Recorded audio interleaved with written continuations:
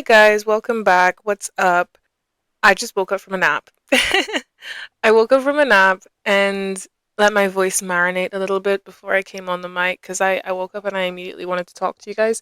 So here I am. But I'm very much in bed in my pajamas, bonnet still on, having just woken up from like a 3 hour nap. And then I decided to talk about hustle culture because when I woke up, so it was dark outside, and I was like, oh crap, the day is gone. And mind you, it's Saturday. It's Saturday, and it's very much a weekend, like a day of rest. And I'm like, crap, I didn't, finish all the things I wanted to do on my to-do list today, and I felt really bad about that, as I often do tend to feel when I take time off from working, or I take time off from anything that is productive. You know what I mean? And I think that very much is hustle culture. We all know what hustle culture is. We all know about the grind. There's so many different sayings. Like, it's time to rise and grind. It's time to lock in. It's time to grind it out. We're hustling this week or whatever. Things that we tell ourselves all the time to reinforce hustle culture to the point where it really has become a badge of honor to be constantly going, to be constantly achieving, to be constantly grinding and working, working, working way beyond the typical 9 to 5. And I'm not here to come and be like some saint and say, oh my gosh, you guys shouldn't do that. That's so bad for you, blah, blah, blah, blah, blah. Because I'm very much guilty of it. I'm not going to sit on a little pedestal and act like I'm not. Because if I'm being completely honest with you, which I try to do all the time, I still do this. I still work my 9 to 5 and then come back and do more work and then try and do as much work as I can every single day. I'm a bit of a workaholic and I'm very much indoctrinated into hustle culture. But I think I have now kind of found ways in which I can find a balance so that it's not, detrimental to my health. Because even though I know that hustle culture is very much the norm, I'm also very aware of the myths that hustle culture produces, and that's what I'm here to share with you today. So today's quote is actually it's really interesting.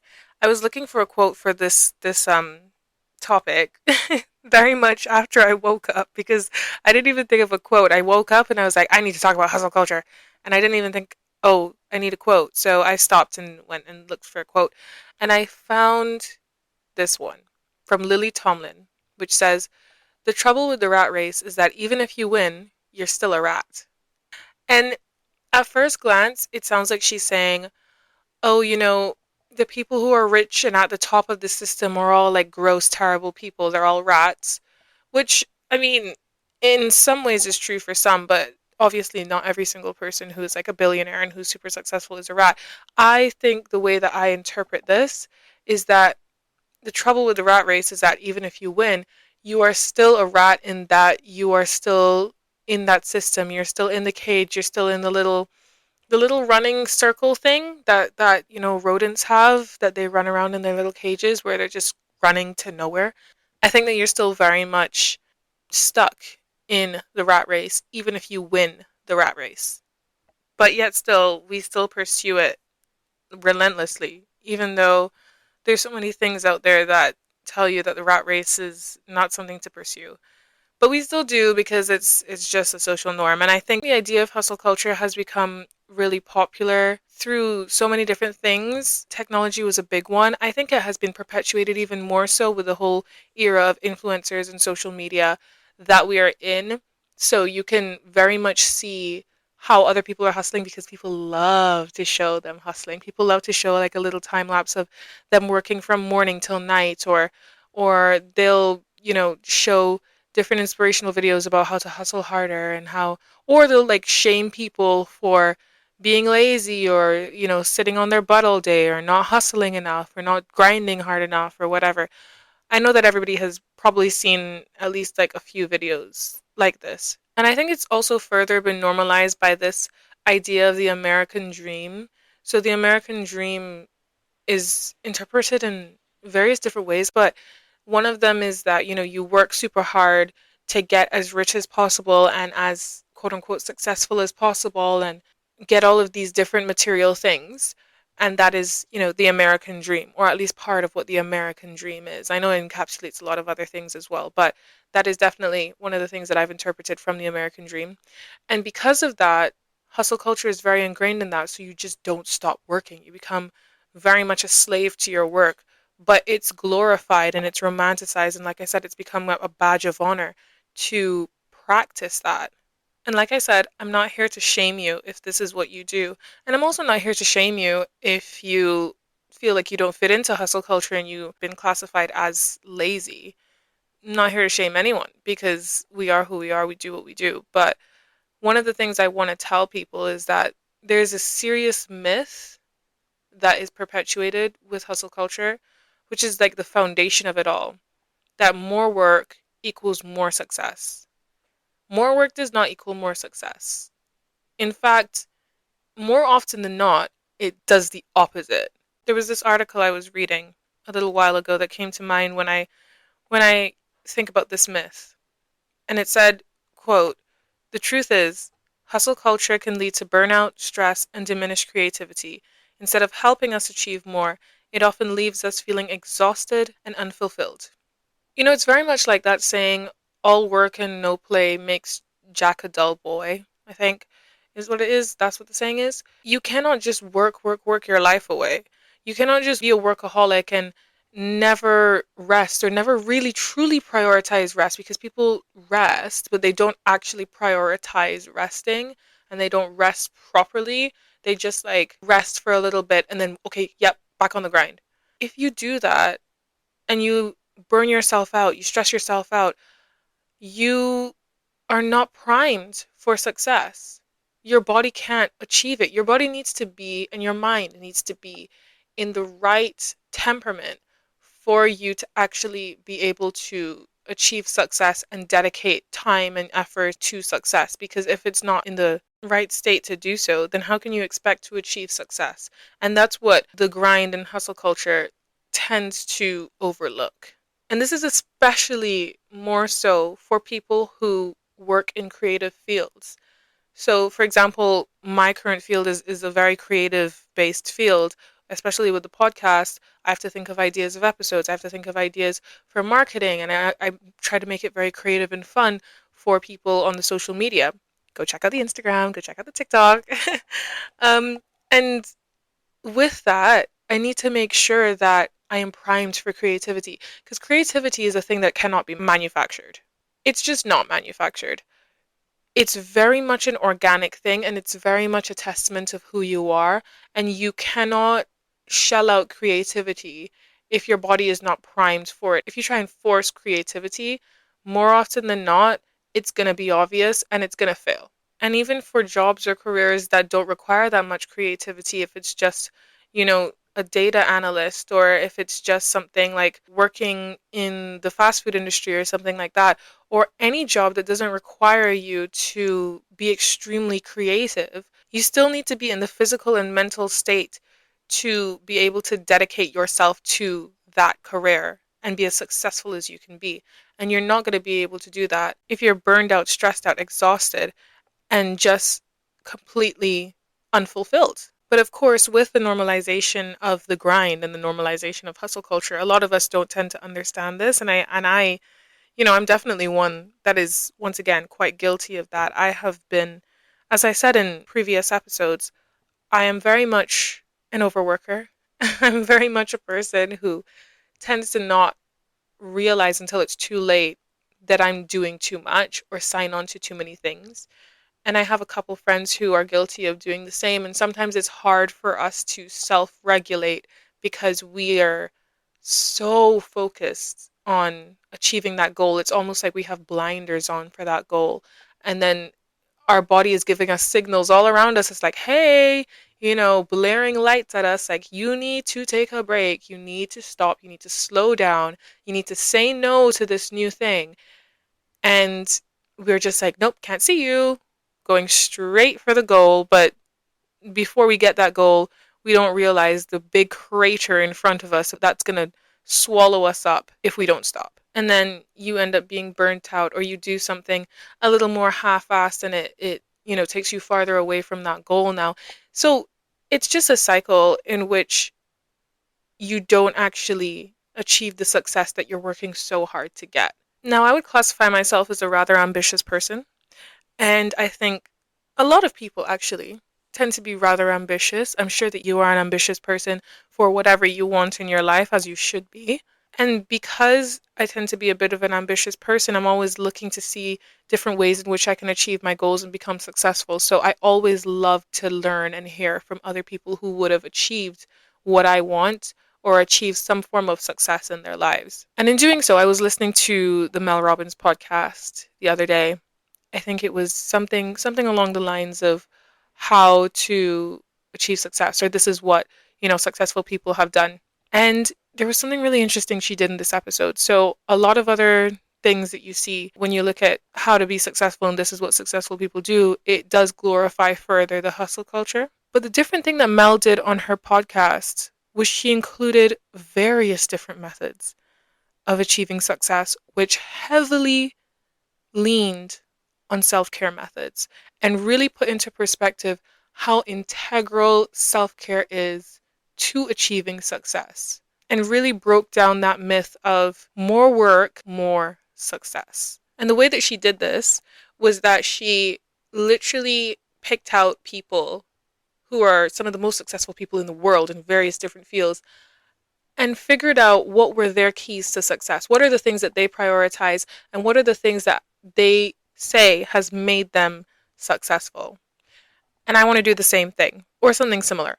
What I want to do is focus on these people who have achieved incredible things in their lives and are incredibly successful and share with you the self-care methods that they preach and they say have been monumentally important in getting them to where they are today. So first up, a household name, LeBron James. Everyone knows who LeBron James is. He is one of the most successful, most well-known, most revered basketballers in our time. And when asked in multiple different interviews what his key to success is, what he prioritizes and says is the most important thing to him to being successful, is something you would have never expected. You think he's probably going to say, wake up at 5 a.m., put in 3 hours of exercise, and then go train even more and eat this and that and do all these things. No. The thing that he says is most important to him is sleep. It's sleep, which is just something that I think we love. Everybody loves sleep, but we overlook how important it is. He says that he gets between 8 to 9 hours of sleep every night, and that is something he prioritizes very heavily. He sometimes even gets 10 hours of sleep a night, and he calls it his self-care. Of course it's self-care. Of course it's so important. Apparently, LeBron James uses sleep techniques such as keeping his room between 68 to 70 degrees and having a completely dark room and cutting out all distractions in order to maximize his roughly 8 to 10 hours of sleep that he gets every night. Every night. And LeBron James is one of the most successful basketball players of our time. So it really puts into perspective for you how some of the simplest things in our lives, as simple as sleep, as mundane as just getting a good night's rest, is so important to our achievements and our road to success. Let's go to another one. Warren Buffett. Now, Warren Buffett, for those who aren't aware, is an American businessman and philanthropist, but he is widely considered to be one of the most successful investors in the 20th century. Warren Buffett has a fortune of more than 60 billion through investment strategies and through his businesses and his work. He is one of the most revered investors in the world and seen as basically the goalpost for investors. Now, one of the things that he says is integral to his, success, and he's also, let me just say, very well known in his investment strategy for making really quick decisions, and he's very decisive and he doesn't spend a long time making decisions. He's said to make decisions extremely quickly and know immediately after looking at something whether he wants to pursue it or not. And one of the things that he is well known for is that he's an avid reader. He's an avid reader. He's known to read for about like 5 to 6 hours a day, just newspapers, reports, books, everything. He just loves to read. But that isn't his successful tip that I want to focus on. That's not it.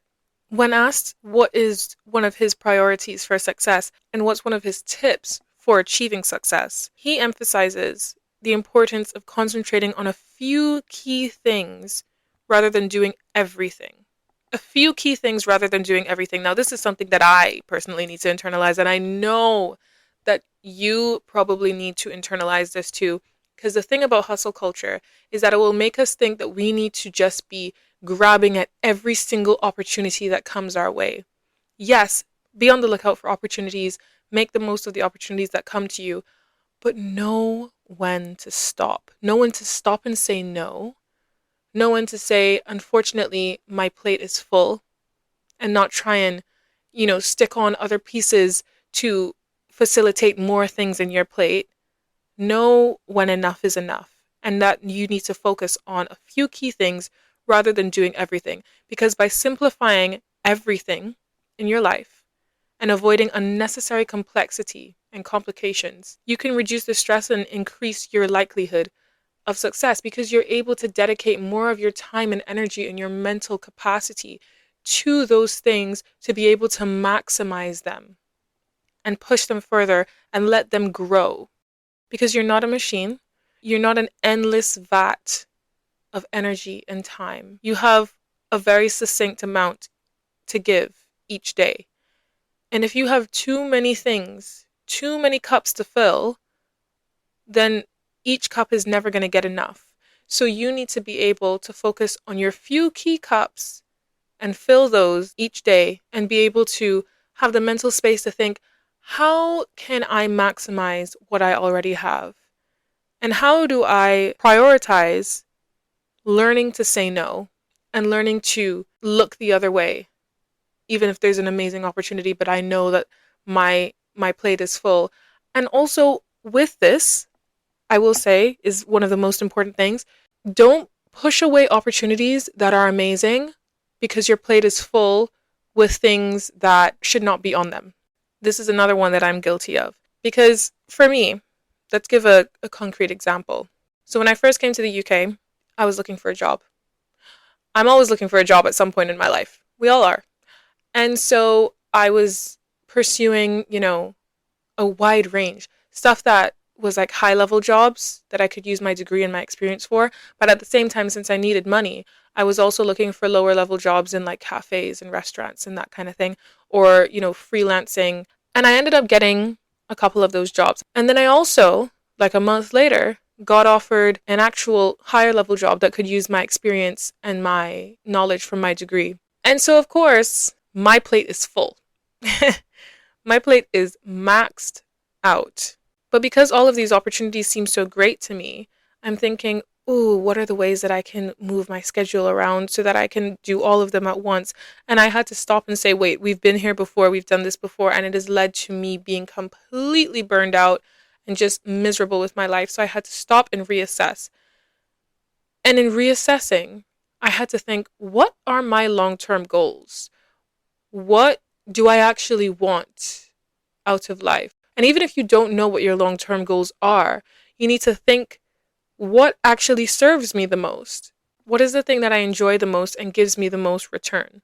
And for me, I know I have my own personal goals, and the smaller stuff, the smaller obligations, like working again in a cafe or a restaurant, or doing freelance for a company that I don't really align with their philosophy, that's not on the long-term goal. So maybe I can reshape the plate and take those off my plate so I can fit in something that actually should be there. So those are the types of things that you have to do to make sure that you can maximize your energy and your time that you're dedicating to all of these little pursuits.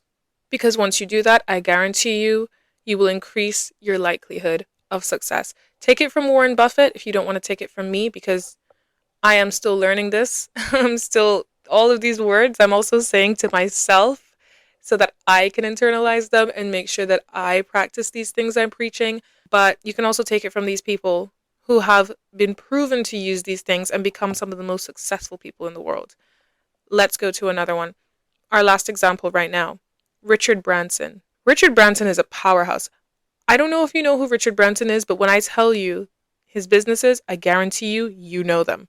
Have you ever heard of Virgin Atlantic, the airlines? Well, Richard Branson is the owner and founder of the Virgin Group. And guys, Virgin isn't just planes. Virgin is not just Virgin Atlantic.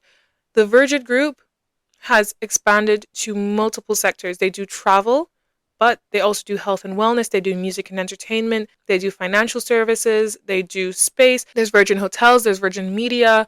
There's Virgin Active.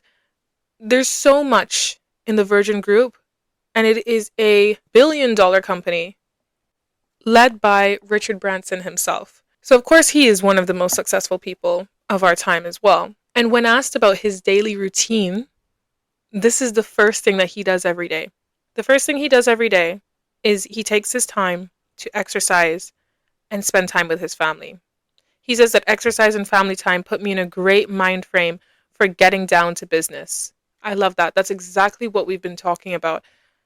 Prioritizing rejuvenation, mental and physical rejuvenation, and feeding your soul is what primes you for being able to get down to business and to get to work and to give back to the work that you are doing. So the first thing he does in the morning is not check his emails or scroll through social media and compare himself to a million other people online or just immediately wake up, open eyes, start working. That's not what he does. The first thing he does is something to give back to himself physically and something to give back to himself emotionally, spending time with his family. And then he gets down to business and works for the day. And he is one of the most successful people in the world. So you're starting to see this trend with these successful people who really prioritize self-care and mental wellness. But I think we throw around the word self-care quite a lot. I think we need to fully understand what self-care is when we talk about it. So let's actually define and explain what self-care is beyond what's often glamorized online. So the World Health Organization, I think that's a reliable source, defines self-care as the ability of individuals, families, and communities to promote health, prevent disease, maintain health, and cope with illness and disability with or without the support of a healthcare worker. Now that's a really broad definition. That encompasses so much. It overall means that self-care can really just kind of be anything once it is maintaining your health and preventing illness and disease. So then by that same token, it means that self-care is not a one-size-fits-all. There is no one way to practice self-care. And you can also make self-care as big and as small as you personally need it to be. I mean, self-care can even include just brushing your teeth and eating regular meals. That is self-care. It's not always these glamorized extreme methods like purging your entire social media and deleting it all off your phone or having an intense spa day 3 times a week. That is not all that self-care is. For some people, that's what it might mean. But for others, it might just mean remembering to do things for themselves, little things for themselves every single day and to check in daily. But of course, I mean, we're all quite busy people. I think most of us have rather busy lives. So how exactly do you prioritize self-care and mental wellness whilst living your hectic life? Now, these are questions I ask myself, and I'm sure these are questions you ask yourself when you're thinking about self-care. It's like, okay, yeah, that's great, wonderful. Yeah, I get it. But my schedule does not allow me to sit down and meditate for an hour each day or to go exercise and stuff like that. I just can't do it. And don't worry, I get it. Here are some practical self-care habits that you can incorporate into your life to make sure that you're not only looking out for yourself, but also looking out for your future and your ability to contribute to your success. So the first thing, mindful moments or meditation. Now I know that I said just now that not everybody has time for an hour of meditation. I'm not proposing you do an hour of meditation. I'm not proposing you go book a yoga session. Go do it if you want to, but it just takes 5 minutes. I'm sure that you have at least 5 minutes out of your day. And if you don't have 5 minutes, I know you have at least 2 minutes to just be quiet with no sensory distractions. Now, when I talk about sensory distractions include music, it includes any form of media, which includes your phone, it includes other people, and any distracting sights around you, like traffic or, a bustling city or something like that. So, in order to do this, I would need you to find a quiet space, whether it's your car, whether it's a closet, whether it's the bathroom, wherever or whatever. And you just need to center yourself. What does that even mean? Because it's one thing to talk about these things, but what does it actually mean to center yourself? And this is something I learned through trial and error without anyone actually like fully telling me, because I kind of thought the whole meditation thing was bogus until I inadvertently started practicing it without even knowing. Because sometimes my life would get so stressful and so hectic that I just needed to stop and find a quiet space and center myself. And I'm going to explain to you exactly how I do it. So first, you find this quiet space, close your eyes, and silence your mind as best you can. And you need to not think about the past. You need to not think about the future. You need to just be very aware of the present moment that you are in. Think about where you are. Think about what's physically around you. Even like the smells around you, the feelings around you, all those things in this exact moment. And imagine that you are really here and really present and centered in yourself and in this moment. And whilst doing this, you need to be breathing slowly and quieting your mind as best as you can. That's extremely important when centering yourself and being mindful and having these few moments, 5 minutes maximum. You can go over if you want to, but in a busy day, sometimes all we have is 5 minutes to just sit and center yourself. And I guarantee you, it will put things in perspective and at least reset you to be able to move forward throughout the day. Okay, that's tip number 1. Here's another practical habit or tip that you can incorporate into your life. Going outside. Just go outside. Especially if you work from home. This is especially for those of you who work from home and end up spending a lot of time inside. Going outside. And I'm not, once again, sometimes we don't have a lot of time in our day to go spend a whole batch of time outside. Even if you just get up and go stand outside on your front lawn or on the sidewalk or wherever you are, just stand outside and take in the area around you. It doesn't need to be like you don't need to have amazing views or whatever. Just being outside can sometimes center you.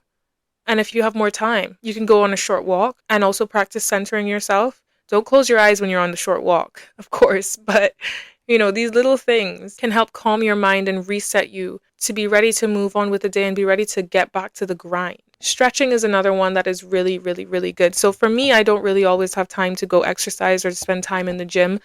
Part of it is just me being a little bit lazy, I will admit, but the other part of it is because I just genuinely don't have the time. But I still want to give back to my body in a way where my body could feel reset, like how my mind is after doing these other things. So stretching and taking however much time I have in my day to stretch different parts of my body really helps me to emotionally and physically reset and feel a lot calmer and ready to take on the day. And then my last tip would be being around people meaningfully. And make sure you're very careful about the people that you are around. Don't be around people that drain you or make you feel like you have a million different things to do. Be around people that enrich you. Whether it's a friend, whether it's family, whether it's someone you just enjoy being with, be around people. And even if you have no free time in the day to see anyone, go work in a cafe. I did that today. I went and worked in a cafe because I needed a change of scenery. And I don't know any of these people, but being around people and just having that human connection, just sitting at your little corner of the cafe and working whilst people bustle around you, can really help in resetting you once again. And then, of course, number 1, actually relaxing. You need to prioritize taking some time out of your day to sit down and relax. Whether it's sleeping, whether it's reading, whether it's TV, whatever you do to relax, once it does not harm you, please prioritize doing that. Now, I just also want to preface and say that with a busy schedule, you're not going to have time to do every single one of these, but pick which ones work for you and try them. Try incorporating them into your day. And one other thing, you're not going to be able to incorporate these things in your day unless you know that you need to do it. You need to be aware of your body and what your body needs. And the way to do that, the way to be aware, is to practice having mental health check-ins, especially in a hectic schedule. The way that I do my mental health check-ins is in 3 ways. 1, a mini digital detox. Now for me, especially with the career I'm in, I cannot afford to delete all my social media. And granted, I don't really want to because I enjoy social media. But I do make sure that I do a mini digital detox every now and then. So for example, if I feel like my body is saying, I cannot look at this anymore, like I'm just being so drained from staring at Instagram and Snapchat and TikTok or whatever, I will close those apps off, all of them, including WhatsApp. So if people are messaging me, but I'm on my little digital detox, I'm not going to respond to you until my body is ready to actually be in that space again. Sorry, not sorry. But it's something that you really need to do for yourself because you need to put yourself first. The second thing, centering myself, especially when I feel scared or stressed or overwhelmed, going back to that mindful moment and centering myself actively is something that I think is really important for me and my well-being. And then the third thing, a mini sensory detox as well. Now, a sensory detox is different from a digital detox. A sensory detox is taking out everything just for a little bit. And when I say mini, I'm talking about however long you want to do it for. So for me, I can't do it for a whole day, but I would do it for like an hour or 30 minutes or something. And what it actually is me not listening to any music. I'm not watching any TV. I'm definitely not on any social media. I'm genuinely just in a space. It's akin to like just sitting in my car and just being there, or just sitting in my room and just being there. I'm not reading. I'm not doing anything active. I'm just existing. And I do this for a few minutes of my day, sometimes, not every day, but I do it every now and then to just center myself. It's a way of centering myself. So these 3 things I think are really important when you're doing mental health check-ins because it helps you realize what your body actually needs. Mental health and balance in your life looks different for everyone, and there's no one-size-fits-all approach. Our needs and priorities are extremely unique. One person may feel balanced by waking up early to meditate and exercise at like 5 a.m. in the morning, while another might feel fulfilled working late into the night and sleeping in the morning. Neither is right or wrong. There's no right or wrong way to do self-care. Each person is simply just listening to their own rhythms and their own body and figuring out what works for them. Fundamentally, I think at its core, it's just most important to listen to what you need. And to be able to do that, you need to be able to be actively checking in with yourself so that you can see the physical and emotional responses and signals that your body is giving to you. And please, please, please do not think that mental health and self-care is a solitary thing. It's not something to be dealt with solely on your own. You have the responsibility and obligation to prioritize it for yourself, yeah, but there are resources around us to help because it's really hard to deal with things like this alone. So going to therapy, talking to friends and family if that's something you need, don't feel ashamed to do that. Please go do that because it is very important to understand when you need somebody to help you regulate and when you need somebody to be there for you and help you through anything that you're going through or any harmful practices that you need to shake. And fundamentally, going back to our quote about the rat race, about hustle culture, at the baseline, if you remember nothing else from this episode today, I need you to make sure you actively remember to redefine what success means to you. You need to fight the urge to compare and to grind and hustle because it's what everyone else is doing. You cannot do that. You need to still keep your ambition for things, but also understand that success is very subjective and it's not achieved through work only. And if you're like me and you're extremely ambitious and enjoy working and grinding or whatever, but you struggle to see when you've gone too far, please try to remember these tips and incorporate them into your lives and share them with other people who need it. Because I have talked to way too many people who are working themselves to death and not realizing that they need to stop, reassess their priorities, and take some things off of their plate. So if you're like this, what I will say to you, I need you to do something for me. What you're going to do is you're going to set a simple, very small self-care goal for this week. And it could be anything. Here are some pointers. Here are some of the ways that I'm going to incorporate this into my life. So what I will do is my to-do list tends to get really long because I get a bit too eager with the things that I want to achieve. So what I will do is set an amount limit for my to-do list. Once my to-do list gets to 15 things this week, depending on the size of them, I can't say anything. I can't say yes to anything more. Or maybe let me take that down because even that is quite excessive. Once my to-do list gets to 10 things this week, I am not putting anything else on there. That's my limit. That's me saying actively no. Sorry, this will have to get pushed to next week because my plate is full. I need to remember to actively say no. And that's something you can incorporate into your life this week too. If you don't want to do that, try and give yourself 5 minutes of a sensory or digital detox every day this week. And if every day is too much, try 3 days this week. 3 days where you take 5 minutes out of your day to just sit and center yourself in your life.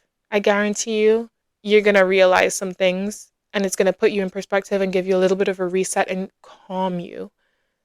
People tend to overlook the impact of these practices. I certainly did, and they definitely changed my life. So promise me that you are going to try and incorporate that into your week this week. And if you need some support, if you need someone to hold you accountable, please don't be afraid to DM me or message me your self-care goals. You don't have to go post it under the comments or whatever if you want it to be more private. If you want it to just be me and you, I'm here for you. Message me your self-care goals if you want somebody to bounce it off of, or if you want somebody to check in with you and hold you accountable this week. I'm here and we can do it with each other. That is what this community is for. So anyways, thank you guys so much for listening. Thank you for tuning in again for another Tuesday. If this was your first episode from us, thank you so much for coming and listening, and welcome to the community. I'm so incredibly happy to have you here. If you want to be more involved in the community, or if you want to see a little bit more of what we have to offer, go check out our socials. Go check out the Instagram, the YouTube, the LinkedIn, the TikTok, all of it, and come be a part of this incredible place where we share, we help you feel seen, informed, connected. That is what the Notes and Quotes podcast is for. That is what I am here to give to you in service for you. I want you to live a better life. I want you to be more informed. I want you to feel seen. And that's what we do here at the Notes and Quotes podcast. So I'm really happy that you were here to share in that with us today. Anyway, I'm not going to, take more time out of your day. I'm going to say bye, and I'm going to say see you next Tuesday. And thank you once again for listening, guys. Have a great one. Bye.